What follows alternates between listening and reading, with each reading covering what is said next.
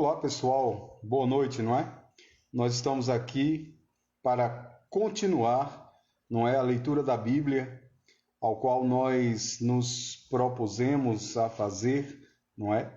Desde ontem eu comecei lendo a Bíblia com vocês.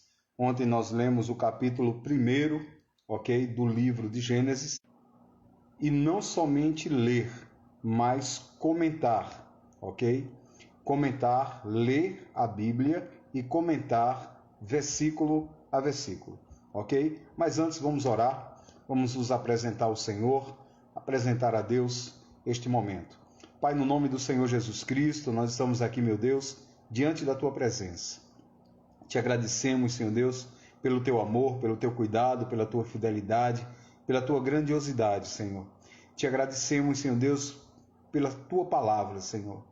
Pedimos para que Teu Espírito venha nos dando direção, conhecimento, sabedoria, entendimento. Revela, Senhor Deus, a palavra para nós através do Espírito Santo, Senhor, para que possamos entender e compreender. É o que eu te peço em nome de Jesus.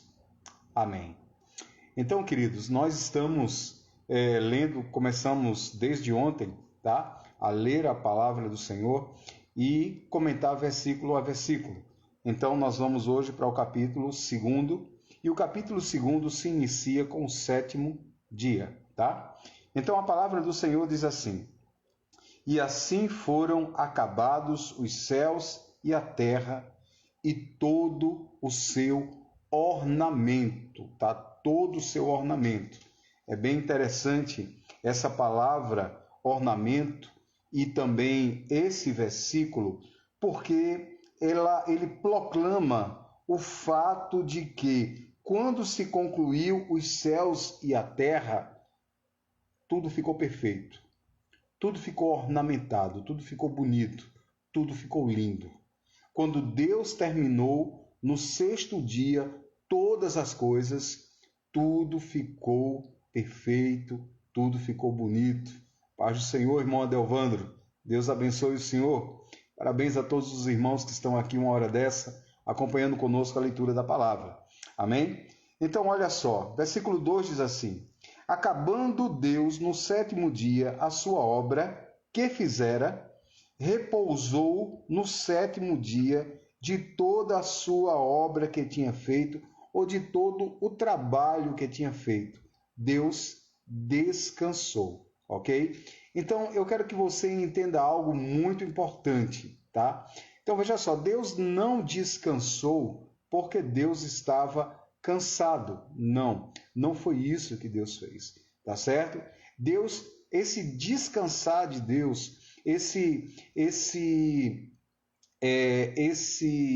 cessar de movimento ou de ações nesse momento foi simplesmente para que ele pudesse contemplar tudo aquilo que ele tinha feito, as obras das suas mãos, tá certo?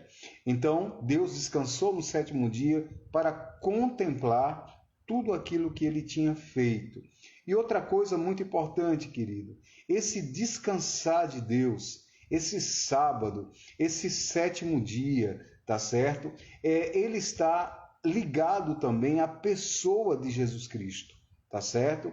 Então nós descansamos em Deus.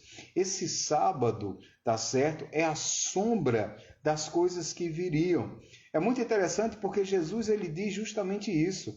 O sábado não é senhor do homem, o homem é senhor do sábado. O sábado existe para que possamos glorificar as obras do Senhor, aquilo que o Senhor tem feito, sabe? Contemplar a beleza das suas ações, adorá-lo, descansar, confiar nele, entende? Então, o sábado, ele tipifica também a Jesus Cristo, aleluia, glória a Deus. E o versículo 3 diz assim: E abençoou Deus o 7º dia e o santificou, e nele repousou de toda a obra que tinha feito. Aleluia, glória a Deus. Então, esse 7º dia, que é o sábado, o último dia da semana, dá-se a entender que Deus, tá certo, tipificou esse sábado como sendo um dia, tá certo? De santificação, de salvação. E é como eu já falei, ele também tipifica a salvação que vem através de Cristo, o descansar de Cristo, o descansar em Cristo, a obra da graça de Deus. Nós descansamos em Cristo, confiamos em Cristo. Lembra que pela graça sois salvos, mediante a fé em Cristo Jesus, e não por obras, para que ninguém se glorie. Então, justamente no sábado, não há obras, não é? Então, o sábado tipifica o descansar em Deus, o descansar em Cristo. O sábado tipifica a graça de Deus. Amém? É muito interessante quando eu converso com algum irmão adventista, amigo adventista, e ele me pergunta se eu guardo o sábado. Eu digo, guardo o sábado, sim.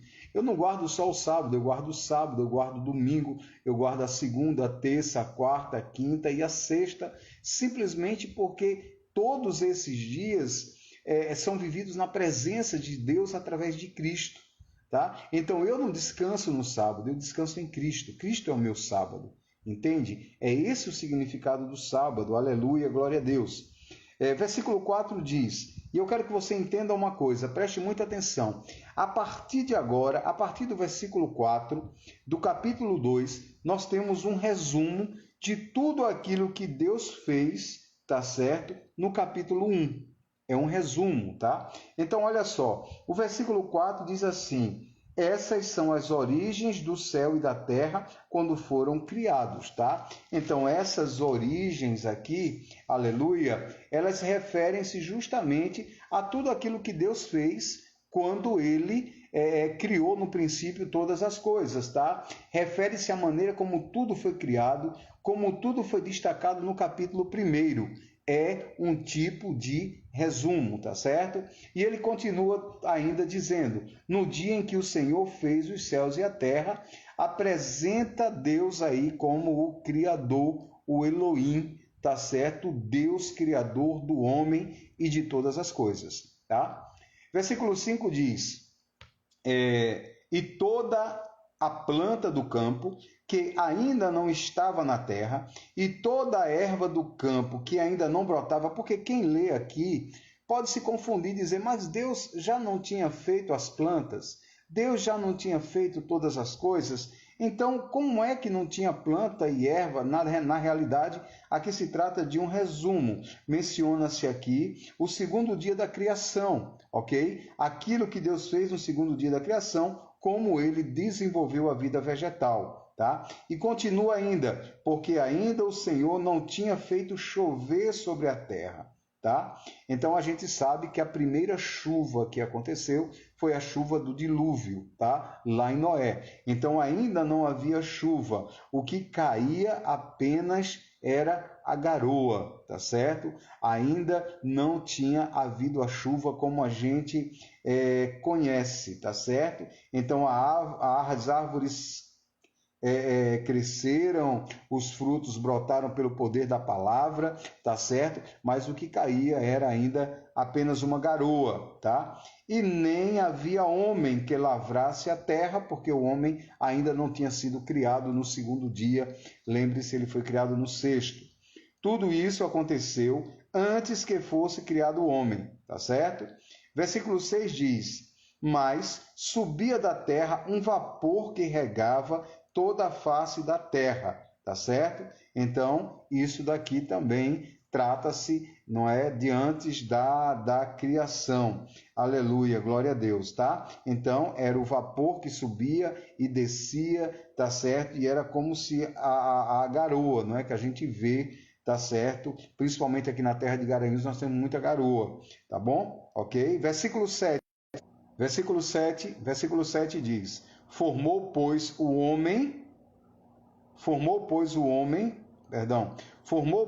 o Senhor Deus o homem do pó da terra. Aqui está relacionado, tá certo? A feitura no sexto dia é novamente uma recapitulação, é novamente um resumo, tá? Formou, pois, o Senhor Deus o homem do pó da terra, tá? Então, o corpo físico do homem foi feito do pó da terra, tá certo? Ok? Bem claro. Olha, deixa eu pegar aqui, eu quero até comparar, não é? A minha Bíblia que eu uso comparativa é essa de Jerusalém. Eu quero comparar aqui esse verso, tá certo? O verso 7, tá bom? Do capítulo 2, tá? Eu quero comparar, ok? Capítulo 2, tá certo? Verso 7, tá certo? Diz assim: então Yahvé Deus modelou o homem com a argila, tá certo? Argila do solo, tá? Ok? Então, na realidade, né, o homem, ok? O homem, ok? O homem, ele foi feito, tá certo? Da argila, ok? Da argila, ok? Argila do solo.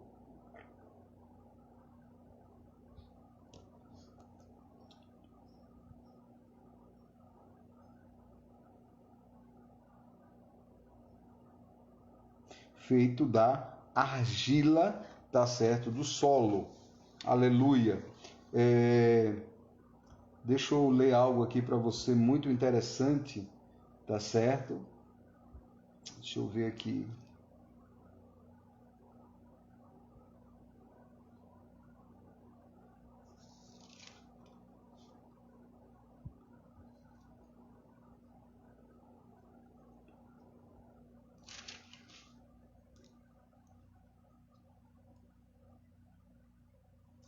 Na Bíblia de Jerusalém, não é? A Bíblia de Jerusalém, ela diz justamente isso, fala que Deus, tá certo, modelou o homem da argila do solo, insuflou em suas narinas o hálito da vida e o homem tornou um ser vivente, tá? Então, o homem foi feito da argila, ok? Da terra, tá certo? E soprou em suas narinas o sopro da vida, ok? E olha só, o sopro da vida, não é? Sopro da vida que vem de Deus, tá? Esse sopro da vida fez o homem alma vivente. Eu quero que você entenda algo muito importante aqui, tá? O homem, ele foi feito alma vivente, mas ele tinha espírito, tá? O homem, assim como Deus é um ser triuno. Deus, ele é Pai, Filho e Espírito Santo. E o homem é espírito, alma e corpo, tá? Então o homem também é 3 em 1. A palavra diz que o espírito soprado nas narinas do homem fez ele alma vivente. Ele era uma alma vivente, tá certo? Mas que também tinha espírito, tá? O homem, inclusive, interagia com Deus através do espírito, ok? Quando o homem peca, a gente vai falar um pouquinho sobre a queda do homem, quando Satanás diz que o homem não vai morrer e Deus diz, se ele comer da árvore da vida, ele morrerá. Na realidade, o que morre neste homem é o espírito, tá? Ele não tem uma morte física, ele não tem uma morte de corpo, mas ele tem uma morte espiritual, e isso é o que caracteriza a queda do homem. Então, olha só, o homem, ele foi feito alma vivente, não é? Ele foi moldado da argila da terra, tá certo? E aí do pó da terra, da argila, e aí ele foi formado, não é, um boneco, tá certo? De barro ali, e ali foi soprado o fôlego de vida, e aquele fôlego deu ao homem, tá certo? Aquele boneco, vida, e ele se tornou um ser humano, tá? Versículo 8 diz assim: havia o Senhor plantado um jardim no Éden, do lado oriental, ok? Então veja só, na realidade, esse jardim ele já tinha sido plantado antes do homem ser gerado. Então, quando Deus criou toda a vegetação, ele também criou o Éden, tá? O Éden é antes do homem, tá? Então, Deus usou o Éden para formar o homem ali, tá certo? Para formar o homem no Éden, ok? A maioria dos eruditos, dos estudiosos da palavra de Deus, considera que o Éden, tá certo? Foi criado por Deus, plantado por Deus, na Babilônia, na cidade da Babilônia, ok? Que é hoje o Iraque, tá? Então ali era o Jardim do Éden, tá? E pôs ali o homem que tinha formado o Jardim do Éden, seria o local de origem do homem, aonde o primeiro homem nasceu, onde o primeiro homem foi criado, ok? E versículo 9 diz: E havia o Senhor feito nascer da terra toda árvore agradável à vista. A gente já falou disso daí também, da vida vegetal que foi criada, tá certo? E boa para comer, não é? Tanto, principalmente essa árvore que se fala do fruto, não é? Da árvore que estaria sobre a terra, e o fruto estaria nela. A gente falou ontem na criação, tá certo? Da vida vegetal, ok? Então, olha só, toda árvore frutífera, tá certo? Boa para comer. Também a árvore da vida no meio do jardim, ok? Então, no meio do jardim, tá certo? Existia ali a árvore da vida, que foi plantada ali no meio do jardim por Deus, tá? Então, olha só, nós já vimos que cada espécie de árvore, ok, tinha o seu fruto. Então, a árvore da vida também produzia um fruto que poderia ser comido pelo homem, tá? E esse fruto, ele daria ao homem, ele renovaria as energias do homem a ponto deste homem viver, tá certo, eternamente. Tá? Então, essa árvore da vida também é feita referência, tá certo, para Cristo, a árvore da vida, como também o pão da vida, Cristo também, como referência dessa árvore, tá? E existia também a árvore do conhecimento do bem e do mal, tá? Inclusive, tem uma palavra, esta palavra conhecimento, ela também pode ser, também tem o mesmo significado de ciência, da ciência do bem e do mal. Conhecimento do bem e do mal, ou ciência do bem e do mal, que representava a árvore da morte, né? Querido, eu quero que você entenda a essência dessas árvores, tá certo? Então, olha só, a árvore da vida, ela representa o depender de Deus. E a árvore do conhecimento do bem e do mal representa depender de si mesmo, tá? Então, Deus deu ao homem essa escolha em depender dele, se alimentando da árvore da vida, e deu a escolha do homem depender de si próprio, depender dele, de Deus, comendo a árvore da vida, ou depender de si próprio, comendo a árvore do conhecimento do bem e do mal. E Deus assim estabelece o que a gente chama de livre arbítrio, ok? Se Deus simplesmente tivesse tirado qualquer tipo de opção do homem, o homem não tivesse opção de escolha, tá certo? Então ele seria um tipo de boneco. Ou seja, se ele não tivesse vontade, se ele não tivesse opção, se ele não tivesse direito de escolha, ele seria um boneco manipulado.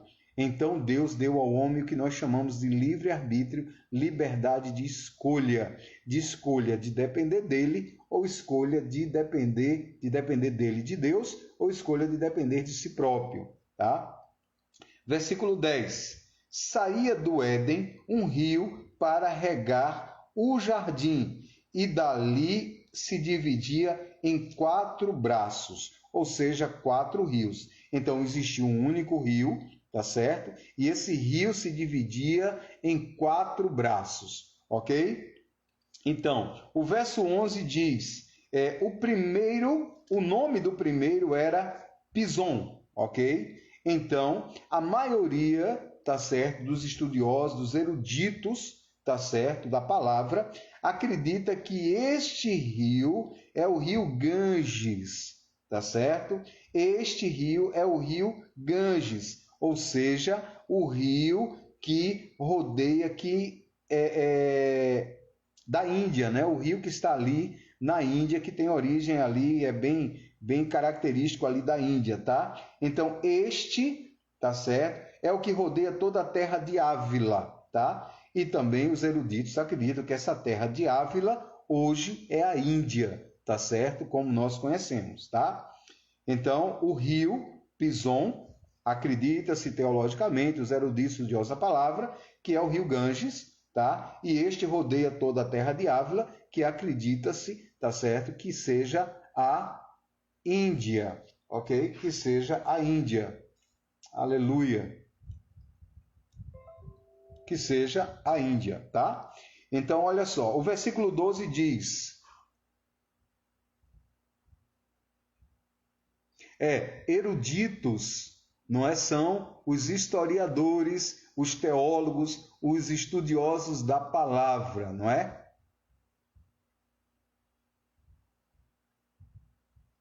Ok? Então, a maioria dos historiadores defendem, tá certo, que esse rio é o rio Ganges. Realmente tem outros, não é?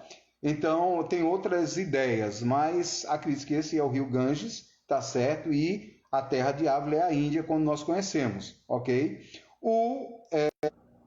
E o verso 12 diz: E o ouro daquela terra é bom, há ali também o obidélio e a pedra sardônica, ok? Os versículos 11 e 12 apresentam a primeira menção na Bíblia a metais preciosos.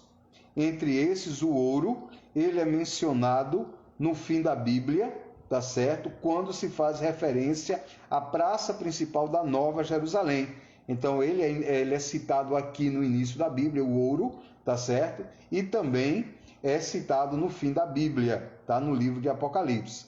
O versículo 13 diz: o nome do segundo rio é o Gion. Acredita-se que esse rio, Gion, seja o Nilo, aquele rio do Egito, tá? Este é o que rodeia toda a terra da Etiópia, tá? O versículo 14 diz: o nome do terceiro rio é o Tigre, que nós conhecemos, tá? Este é que vai adiante da Síria, e o quarto rio é o Eufrates. Veja só, queridos, esses rios nasciam todos em um mesmo local, de um mesmo braço de rio. Aonde ele nascia era o Éden, tá? Mas hoje, cada um desses rios que nós citamos aqui, eles têm pontos de nascimentos diferentes, ok? E por que isso, não é? Então, os eruditos, os historiadores, os teólogos falam que isto foi por conta do dilúvio, tá? O dilúvio modificou, tá certo? Destruiu muita coisa e modificou as nascentes, tá certo? Desses rios, tá? As cabeceiras dos principais rios mudaram drasticamente, enquanto que nos dois últimos seguem sendo basicamente as mesmas. De fato, acredito que o Jardim do Éden poderia estar localizado, como já foi dito, na junção do Tigre e o Eufrates, que é a região da antiga Babilônia, tá? Versículo 15. Tomou, pois, o Senhor o homem e o pôs no jardim para que o lavrasse e o guardasse. Então, Deus deu ao homem seu primeiro trabalho, ok? Guardar, tá certo, o jardim e lavrar o jardim, proteger, tá certo? Cuidar. Essa é a grande função do homem, não é? Seria a grande função do homem, inclusive não só para o jardim, mas para esse planeta. O homem deveria ser o grande cuidador, o guardador, o protetor e não o destruidor, como nós vemos que na realidade isso é consequência do pecado na vida do homem. Versículo 16 diz: E ordenou o Senhor Deus ao homem, dizendo: De toda árvore do jardim comerás, tá? Olha só, de toda árvore do jardim comerás. Como mencionou antes da queda, o homem era vegetariano, ele não comia animais, não comia carne, ele só comia ervas. Então, de toda árvore do jardim, tá certo, comerás. Versículo 17, vem a ordem, e isso daí é que vai produzir no homem o livre-arbítrio, tá? De toda árvore comerás, mas da árvore do conhecimento do bem e do mal, ou seja, da ciência do bem e do mal, não comerás, ok? Então, olha só, o mal, preste atenção nisso, né? É algo muito interessante com relação a essa árvore, né? Então, aí ela fala a árvore do conhecimento do bem e do mal, tá certo? Então, veja só, o mal a gente conhece, mas que bem seria esse, tá certo? Que essa árvore poderia gerar. Que tipo de bem seria esse?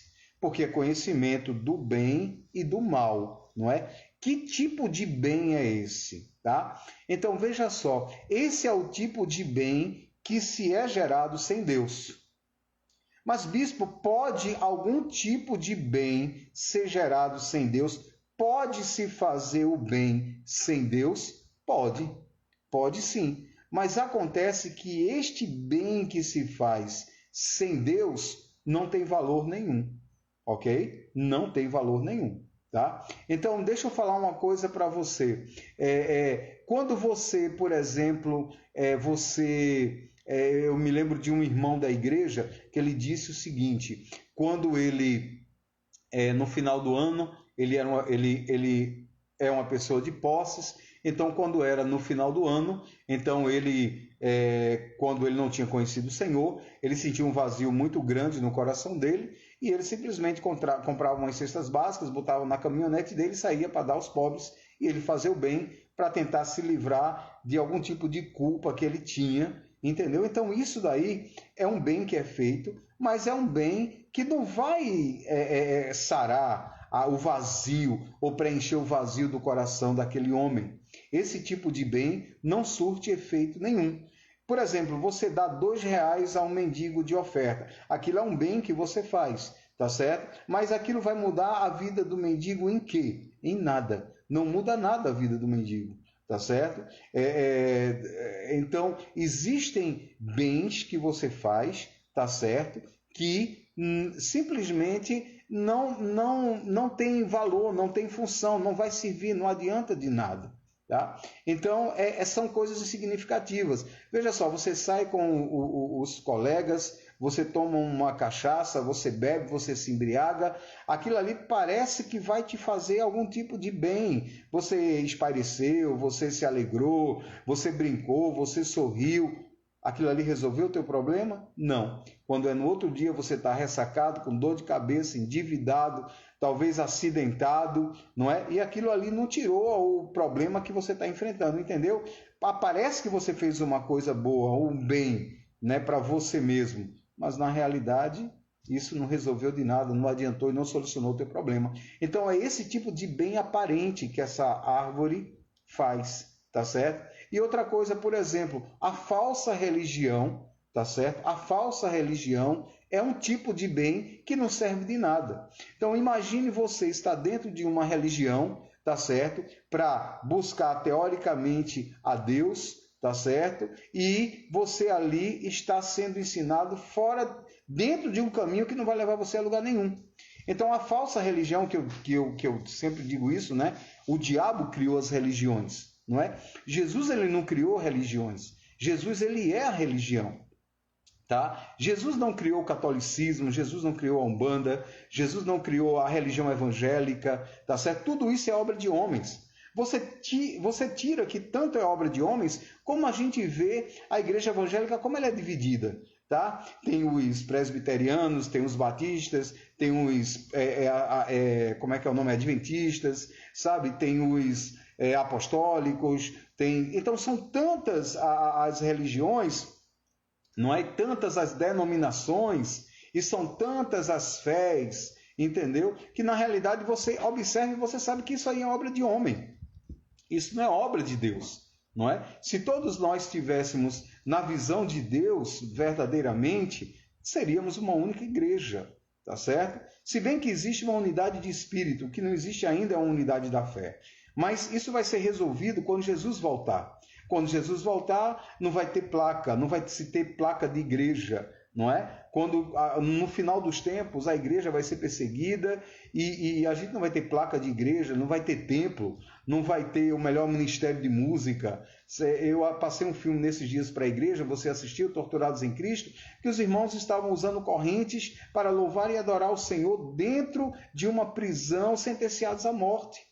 Entende? Então essa é a igreja do Senhor. Então a falta, tá certo? O bem, a falsa religião, não é? Ela também é um tipo de bem produzido pelo conhecimento do bem e do mal. Porque na realidade, querido, nós na nossa igreja, nós não pregamos placa de igreja, nem dizemos que a nossa igreja é melhor ou pior do que aquela. Nós pregamos Jesus. Nós dizemos para as pessoas que Jesus é o caminho, que Jesus é a verdade, que Jesus é a vida e que ninguém vai ao Pai se não for por Ele. Ele é a verdadeira religião. O nome religião significa religação, aquilo que liga o homem a Deus. E quem liga o homem a Deus é Jesus Cristo. Não é pastor, não é placa de igreja, não é denominação, nem mesmo religião, tá? Então esse bem também aponta também para a falsa religião, tá certo? A falsa religião. Aleluia. E diz: mas da árvore da ciência, do conhecimento do bem e do mal, não comerás. Ok? Não comerás. Aleluia. Glória a Deus. Olha o que ele diz: porque no dia que dela comeres, morrerás. Essa morte aqui não é uma morte física, como eu já falei. Eu disse para você que o homem, ele já nasceu completo, ele já nasceu com espírito, ele nasceu com alma e ele nasceu com corpo. A sintonia do homem para com Deus sempre foi através do espírito. A alma é quem nós somos, o espírito é a parte do nosso ser que se conecta com Deus. E o corpo é a parte do nosso ser que se conecta com o plano físico, ok? E a alma é quem nós somos. As feridas que nós temos interior não é no espírito, é na alma, tá certo? O homem sem Deus, o seu espírito está morto. É por isso que ele não consegue ler, interpretar ou crer na palavra de Deus, porque não existe ligação nenhuma com Deus. Quando esse espírito é vivificado, porque Jesus faz isso. O primeiro Adão era alma vivente, o segundo Adão é espírito vivificante, ou seja, vivifica o espírito. O primeiro homem foi feito alma vivente porque um corpo sem vida veio a viver pelo fôlego da vida, que foi o Espírito Santo de Deus que colocou o homem de pé. Através de Jesus Cristo, o Espírito vivifica o nosso espírito. E nós passamos a estar em sintonia com Deus, aleluia, glória a Deus, tá? Então fala de uma morte espiritual, ok? Uma morte espiritual, tá? Foi essa morte espiritual que fez o homem se separar de Deus e cair, tá? Versículo 18, ok? Versículo 18. Então, o versículo 18 é a provisão, versículo 18 é a provisão de Deus para o homem. Olha o que diz. Eu estou lendo Gênesis, capítulo 2, versículo 18. E diz assim: E disse o Senhor Deus, não é bom que o homem esteja só. Não é bom que o homem esteja só. Queridos, é muito interessante isso, tá certo? Veja só, é muito interessante isso. Veja só, será que você acredita que Deus... Porque veja só, quando Deus criou todos os animais, ele fez o par para cada animal, tá certo? Quando ele criou todos os animais, cada um ele fez com o seu par já. Mas quando Deus fez o homem, Deus não fez o homem em par, como ele fez os animais. Tá? Os animais foram feitos em par. Então, quando Deus criou o gado, ele fez macho e fêmea. Tá certo? Quando Deus criou os peixes, ele fez macho e fêmea. Quando Deus criou a tartaruga, fez macho e fêmea. Quando Deus criou a cobra, fez macho e fêmea. Ok? Quando Deus criou o leão, fez macho e fêmea. Quando os animais foram criados por Deus, eles foram feitos macho e fêmea. Agora, Deus não criou o homem, os dois juntos, macho e fêmea. Tá?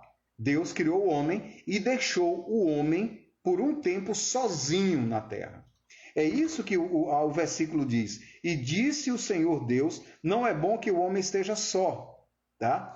Então, veja só, será que Deus foi negligente no sentido de deixar o homem sozinho? Será que Deus achava que o homem não precisaria de uma mulher? Não, querido, não foi isso. Deus não falhou, Deus não se esqueceu da mulher. Na realidade, Deus permitiu que o homem sentisse falta de uma companheira. Quando esse texto diz, e disse Deus, não é bom que o homem esteja só, na realidade, o que Deus está dizendo está na hora do homem ganhar a companheira. Ele está sentindo falta dela.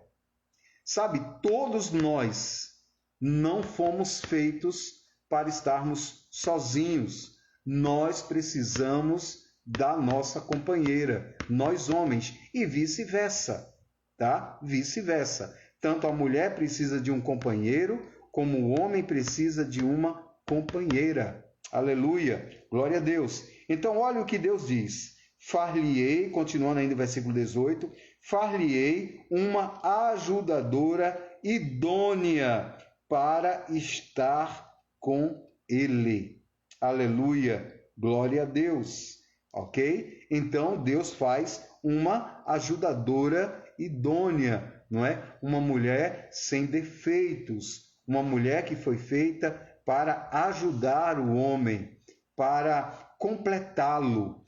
Na realidade, a mulher, ela é o complemento do homem. Precisa ser assim, tá? A mulher não é mais do que o homem não é mais do que a mulher, um completa o outro em todos os aspectos, tá? Então, olha só, versículo 19.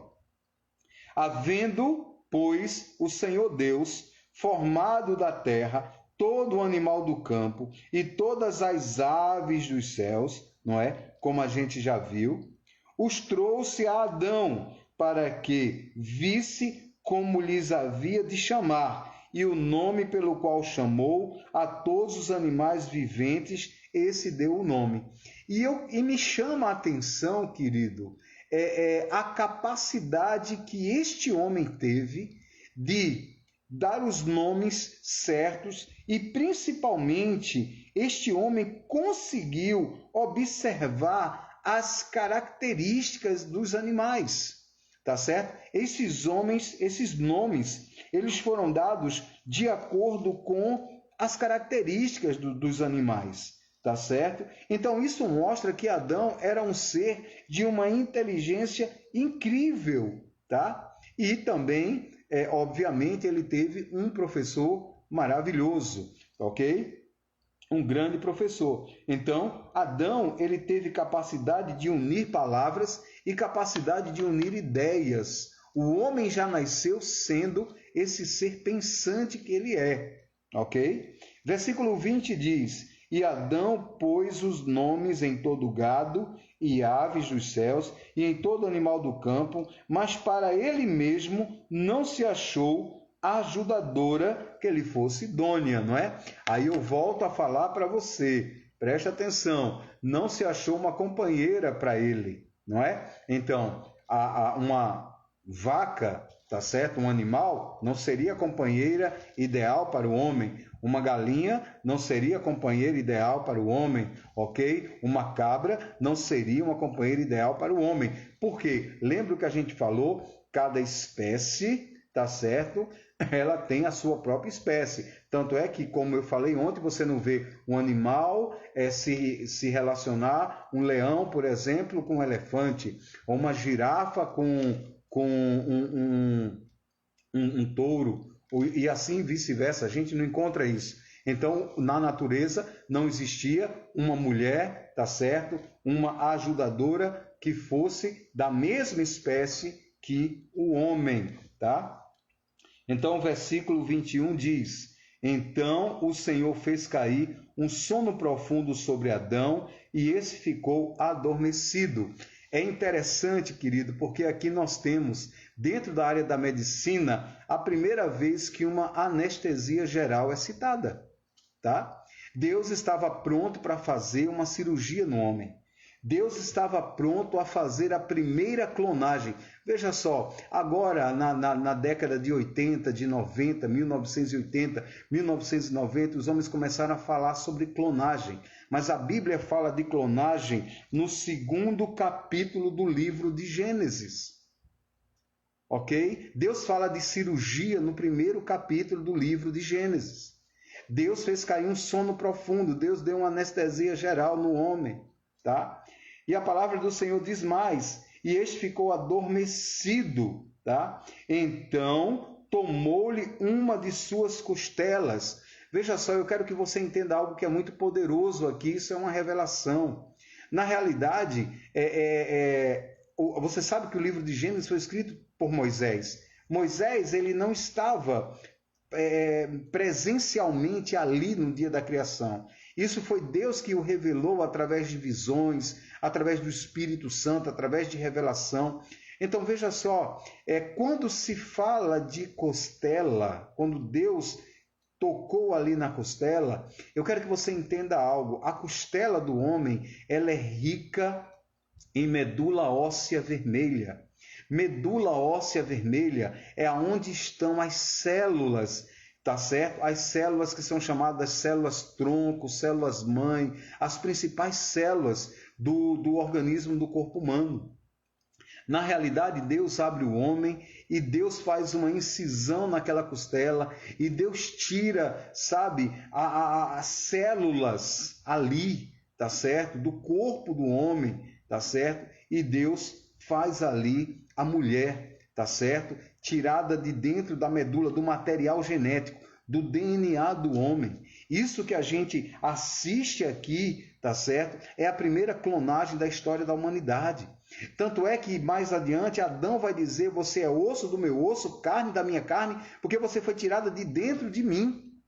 Entende? De dentro do homem. Deus usou material genético para isso. Sabe, Deus é o cientista, Deus é o pai da ciência. Eu assisti um filme antigo, o tema do filme é O Homem que Descobriu o Infinito. É um filme indiano que fala sobre um cientista, indiano que ele é um filme verídico, é até muito interessante esse filme, e ele descobre fórmulas. E ele diz uma coisa nesse filme, ele diz o seguinte: nós cientistas descobrimos o que já existe. Não é? Nós cientistas descobrimos, eu nunca esqueci isso, nós cientistas descobrimos o que já existe. Veja só, o homem descobriu a fórmula da água, H2O. Mas quem pôs o H2O, 2 hidrogênios e um oxigênio lá? Foi Deus, querido. Entende? Foi Deus. Então, a água já existia antes do homem descobrir. Quando o homem descobriu a clonagem já existia. A capacidade de você pegar as células e manipular geneticamente essas células, isso já era possível. Deus fez isso. Entende? Então não é nada novo, porque Deus é o Senhor de toda a ciência. Ele criou, ele sabe aonde ele encaixa as peças perfeitamente e direitamente. Então a mulher, ela simplesmente é o primeiro clone, é a primeira clonagem, tá certo? De um ser vivo. Não é Dolly, não é ovelha Dolly, não. Foi a mulher, tá? E eu vou dizer algo para você. Existe um detalhe que a gente vai encontrar aqui na palavra a respeito da mulher, porque a mulher, ela foi criada com um requinte diferente. E isso está na Bíblia, expresso na Bíblia, diferente do homem. A gente pode dizer que a mulher foi melhor acabada por Deus do que o homem. A mulher teve um melhor acabamento. Tá certo? E a gente encontra isso na Bíblia, tá? A gente vai chegar lá. Então, olha só. Então, tomou a costela e de suas costelas, não é? Na realidade, quando aponta para a costela, é do flanco, não é? Do flanco do homem, tá certo? E provavelmente essa costela foi do lado direito, tá certo? Porque a maioria, tudo aquilo que Deus faz sempre está referente ao lado direito, ok? E diz, e da costela que o Senhor Deus tirou do homem e fez uma mulher. Na realidade, o que Moisés viu foi Deus tirando a costela, mas na realidade Deus estava tirando de dentro da costela material genético, como eu já falei, para fazer a primeira clonagem, tá? Ok? Olha só, e a trouxe para o homem, tá? Então, olha que coisa maravilhosa.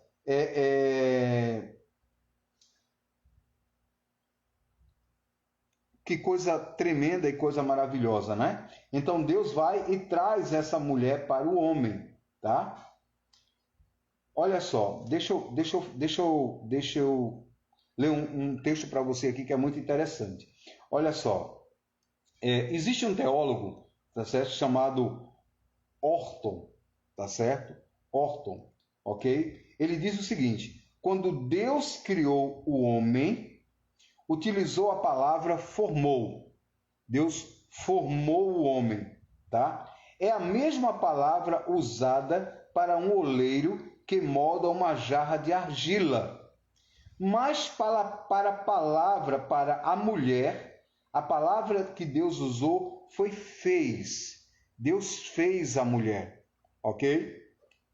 Existe uma diferença entre fazer e formar, tá certo? Ok? Então, essa palavra fez, quando a Bíblia diz que Deus fez a mulher, não é? A gente vê no versículo 22 que o Senhor Deus tirou a costela e fez a mulher, em vez de formar, ok? Mostra que Deus parece, tá certo? É especulação, mas parece indicar que Deus prestou mais atenção à criação da mulher. Deus foi mais detalhista na criação da mulher, tá certo? Deus, na realidade, fez a mulher para chamar a atenção do homem, tá? A mulher foi feita, na realidade, Deus não estava fazendo a mulher para ele, Deus estava fazendo a mulher para o homem. Então, Deus fez a mulher de uma forma, tá certo, que chamasse a atenção do homem, que o homem desejasse a mulher, as formas da mulher, o contorno da mulher, o cabelo da mulher, o cheiro da mulher, sabe, a intimidade da mulher, tudo isso deveria chamar a atenção do homem. A mulher, ela era o presente para o homem, o presente de Deus para o homem. Sabe, queridos, quando eu quero dar um presente ao meu filho, eu vou procurar para ele o melhor notebook, eu vou procurar a melhor bicicleta, eu vou procurar a melhor roupa, eu não vou dar ao meu filho qualquer coisa. Então esse é o princípio que nós entendemos. Não é dizer que a mulher é melhor do que o homem, mas dizer que Deus teve um cuidado de fazê-la com um acabamento, tá certo, que agradasse o homem, que despertasse o homem, que despertasse no homem o desejo, porque veja só, é através desse desejo, dessa atração, que haveria a criação da humanidade. Então, isso deveria ser perfeito. Você está me entendendo? Aleluia, glória a Deus. E a Bíblia diz, e a trouxe para o homem. E olha só, isso daí, tá certo? Oferece uma apresentação formal, tá certo? Uma apresentação formal de Deus sobre o matrimônio, sobre o casamento. Deus traz a mulher e apresenta a mulher para o homem, entrega ela ao homem. Essa é sua mulher, ok? Então, deixa eu dizer uma coisa, qualquer outro tipo de relacionamento, homem com homem, mulher com mulher, homem com animal, mulher com animal, tudo isso daí é abominação diante de Deus. Eu estou falando dos princípios de Deus, eu estou lendo a Bíblia, tá certo? Então, Deus, ele fez um homem, Deus fez uma mulher, e Deus fez essa mulher de uma forma especial para este homem, para que despertasse nele esse desejo, pegou essa mulher, apresentou para o homem, para que ali houvesse o primeiro matrimônio e assim a reprodução. Tá certo? E assim a multiplicação, e assim o crescimento da humanidade como houve, tá? Então ele instituiu os laços da aliança matrimonial, que é uma realidade chamada de aliança de Deus, ok? Eu quero até ler aqui, não é? A gente vai pular um pouquinho aqui e a gente vai ler Provérbios capítulo 2, versículo 17. Provérbios 2, 17, eu vou pegar até uma outra Bíblia aqui que está aqui comigo. Provérbios 2, 17, se você puder ir lá para a gente dar uma olhada, tá certo? No que diz Provérbios 2, 17, aleluia, glória a Deus. Provérbios 2, 17, diz assim, olha só o que diz a palavra: a qual deixará o amigo da sua mocidade, a qual deixa o amigo da sua mocidade e se esquece da aliança do seu Deus, tá? Então, olha só, existe uma aliança. Olha só, vamos voltar um pouquinho aqui, olha só, vamos voltar um pouquinho nesse capítulo de Provérbios, que vai ser interessante.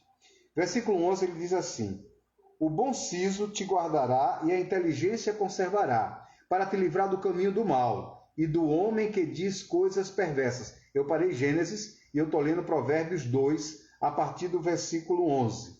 Para te livrar do caminho do mal e do homem que diz coisas perversas, dos que deixam as veredas da retidão para andarem pelo caminho das trevas, que se alegram de fazer o mal, folgam com a perversidade dos maus, seguem veredas tortuosas e se desviam dos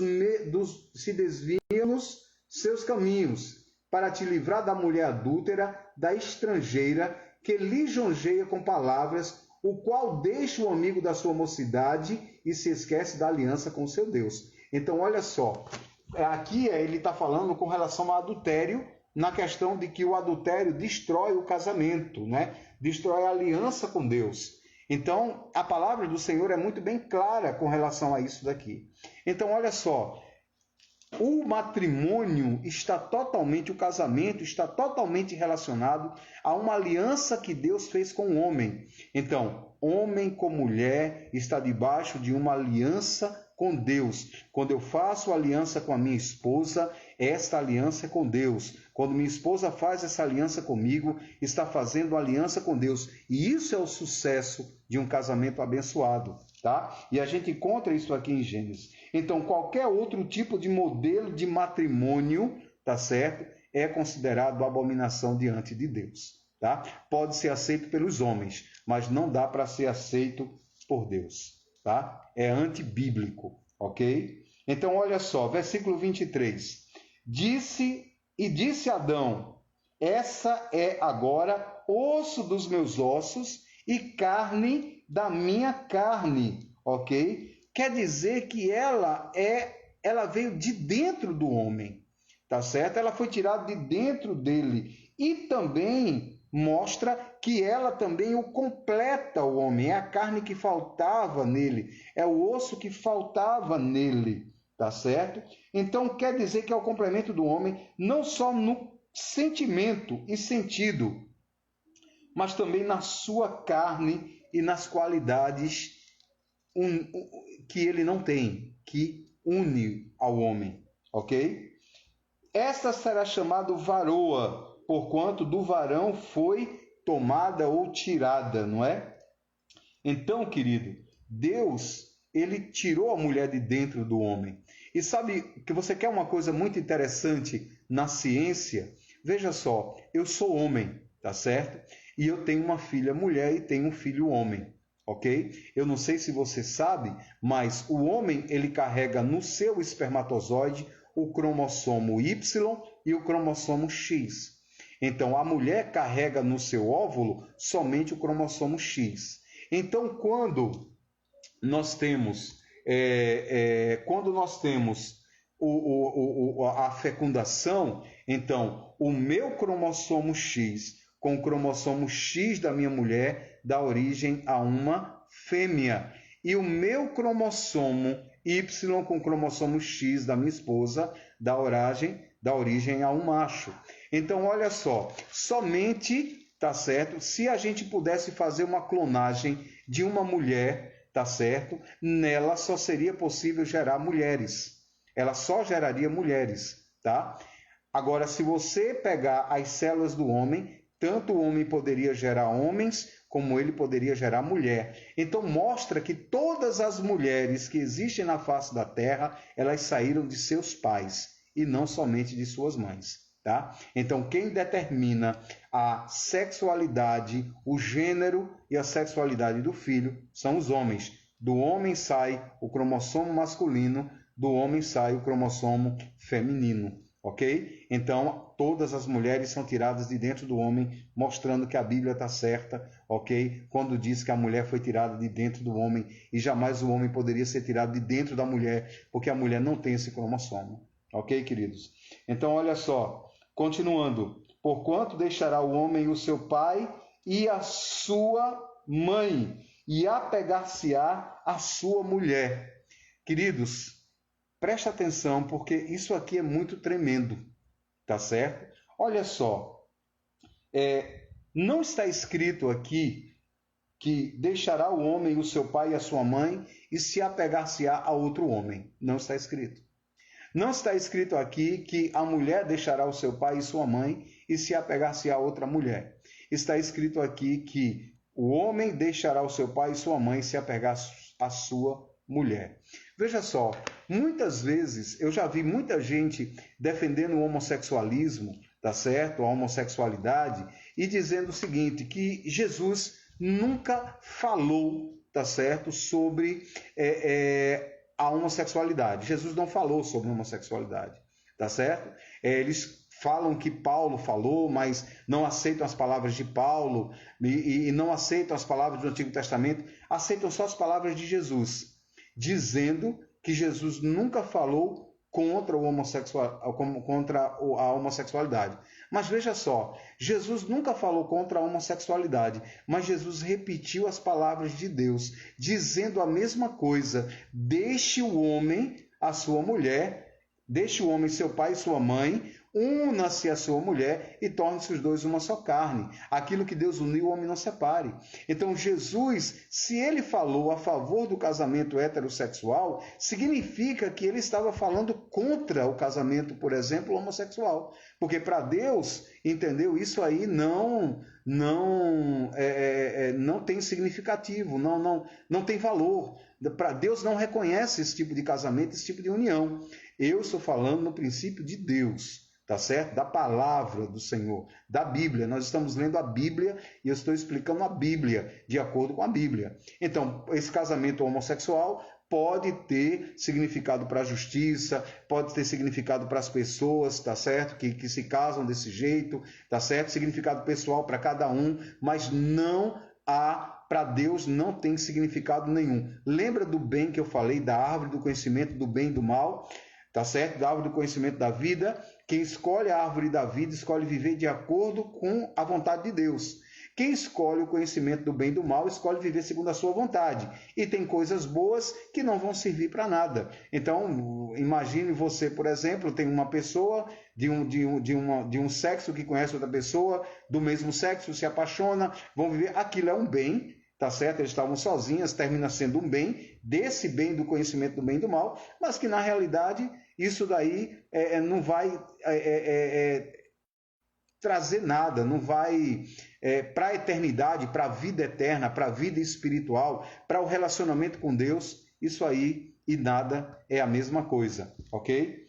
Então, continuando, tá certo? Aqui, Jesus repete a mesma coisa que Deus, ele fala isso do mesmo jeito. Ok? E diz mais, e ambos são uma só carne, aponta justamente para uma unidade de pessoas e não somente para um conjunto de corpos, mas unidade de pessoas, ok? E o versículo 25, tá? O versículo 25 diz assim, e ambos estavam nus, ok? Aqui refere-se à completa ausência de roupa. Não existia ausência de roupa, não existia roupa, existia completa ausência de roupa, eles estavam nus. Agora, olha só, os eruditos e os teólogos defendem que sobre eles existiam roupas espirituais, vestes espirituais, uma espécie de luz, tá certo? Que cobria seus corpos. Veja só, quando Jesus ele foi pregado naquela cruz, tá certo? Jesus foi pregado nu. A gente assiste os filmes e colocam Jesus com aquelas proteções na genitália, mas na realidade os teólogos defendem que Jesus foi pregado nu. Jesus ele não foi vestido na hora que Jesus foi sepultado. Jesus foi envolto em um pano, tá certo? Não vestiram roupa em Jesus. Jesus foi, não era costume daquela época, Jesus foi envolto num pano, foi passado óleo no corpo dele, ele foi envolto no pano e ele foi colocado ali no sepulcro, não é? Se você lembrar muito bem, naquele filme do Mel Gibson, quando Jesus ressuscita, ele está nu, tá certo? Ele levanta-se nu. Lembra do filme do Mel Gibson? Se você observar na cena final do filme, ele levanta, até a mão dele aparece com um buraco, Jesus levanta-se nu, ele não estava com roupa, tá? Então, mas quando ele sai dali, ele passa a ser visto com roupa. Não é roupa humana, não é roupa tecidual, tá certo? Aquele padrão de roupa era o mesmo padrão de roupa que existia sobre Adão e Eva. Eles estavam vestidos com vestes espirituais, um tipo de luz cobria eles, tá certo? Que impedia que eles vissem a nudez, tá? Acredito que seria o tempo, Deus ensinaria no tempo certo a eles se relacionarem, esse tipo de coisa, mas não via-se a nudez, não se tinha vergonha, tá? Então, olha só, então eles estavam nus, tá certo? Mas temos esse entendimento, ok? Que eles estavam, na realidade, envoltos em uma luz, ok? Etérea e transfigurável, ok? Etérea e transfigurável.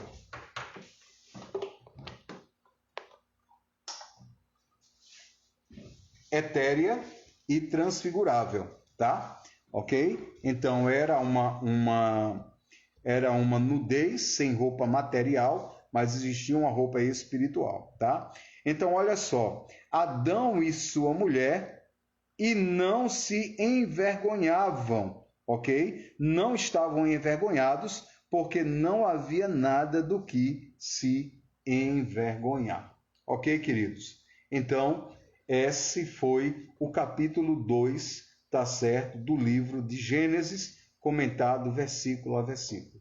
Eu espero que você tenha aprendido, eu espero que você tenha gostado e eu espero que você esteja conosco amanhã. Novamente, nós estaremos comentando o capítulo 3 do livro de Gênesis, tá bom? Que Deus te abençoe, te guarde, te proteja e que a bênção do Senhor seja sobre a tua vida, que o Espírito Santo te alimente, te faça desejoso de conhecer as Escrituras, de ler e de aprender mais, de estudar a palavra, ok? Porque só assim, queridos, temos conhecimento suficiente e de verdade para que possamos compreender todas as coisas e não ser enganados pelas obras do diabo.